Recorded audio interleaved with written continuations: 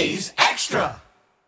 Welcome back to the Anglers Extra pregame show. Chatham and Orleans set to face off for the second time in as many days. They'll meet again tomorrow. I'm Josh Schaefer, joined by A's manager Tom Holliday, and it's time for the Manager Show. Coach, a loss yesterday to the Brewster Whitecaps and then a loss later in the evening to the Orleans Firebirds. What is your biggest takeaway from the long day with a doubleheader against two different teams in two different ballparks?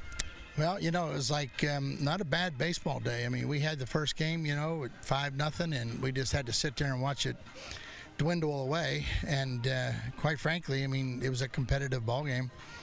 And right now, that's what I'm looking for. I'm looking for that little spark again. And we got it in that game. We just let it get away. And then last night, Riley Boyd gave us a shot. They had a one-inning rally, and that was it. He gave us a chance to win last night. We couldn't find any offense. Their left-hander was pretty good last night.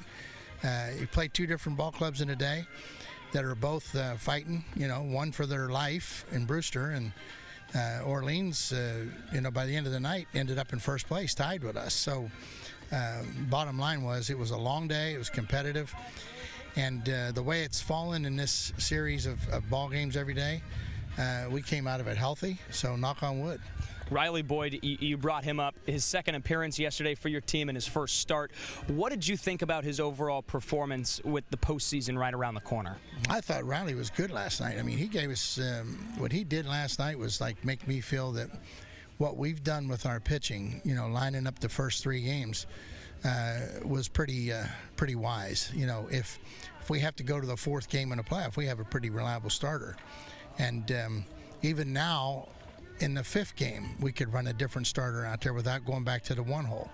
So now that's going down the road, because when you've lost 5 in a row right now, the biggest mindset to change is, are we ever going to win another game? Because everybody's talking about kids tanking it, and I don't think my guys are tanking it.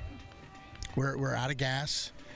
We need somebody to put some gas in the tank, and I thought we got that yesterday. I thought we had that. I thought Madden gave us a chance in game one, pitching good, a little bit of a sore toe and just ignoring it, but he had good stuff. And, things just turn in this ballpark, and in the daytime, the wind blowing out to right, guy hits a 317-foot home run, and then it just seemed like the air went out again. So when you're not going good, that's the kind of stuff that happens. Guys roll over 3-2 pitches and hit them 46 feet, and we can't make a play. We're in that mode right now. So we got to shake it.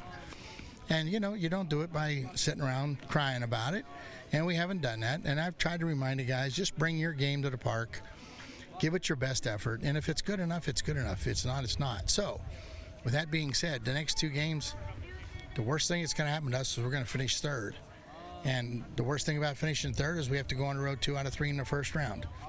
And it looks like if we were to lose the next two, it's going to be YD, and we've played them pretty good, so it is what it is. Well, you mentioned the guys are bringing their game back to the ballpark. Well, there are a few new players here bringing their game to Cape Cod and here to Veterans Field. We'll hear from Aaron Polanski later today in Catch of the Day. And you also have a new arm on the mound today getting the start for your club. What do you like about the new guys? Well, I think that we got an middle infielder that's very fresh, redshirt from UConn. And he's one of those kids that can run and play both short and second. So with Benny being banged up at short and playing Huey so much down there, if something were to happen, we got a little coverage there. And for him to slide over at second base, because Donesy's got a little bit of a sore hip working right now. So we got some coverage in the middle. And we got an outfielder that had a really good year in school this year and had a really good summer. And with Jamal being banged up, we got a coverage guy there. And I think I've played my two fly guys a lot, Davis and Hall. And so now I can play him against the lefty, and we can go 3 right-hand hitters in the outfield. And people are going to come at us with left-handers in the play. That's my feeling anyway. So it gives me another right-hand bat to get in there, and that gives us some flexibility. I'm not saying they're going to be the keys to it. And the arms we got, you're going to see one. You're going to see 2 of them tonight, and then you'll see one of them maybe tomorrow. I don't know. He just pitched Sunday or Monday, and quite frankly, I don't know a whole lot about him. I just worked the phone as much as I could, and with all the problems with kids getting releases out of the other leagues, if they take some innings off the board for us and keep us from getting hurt, that's a good addition right now.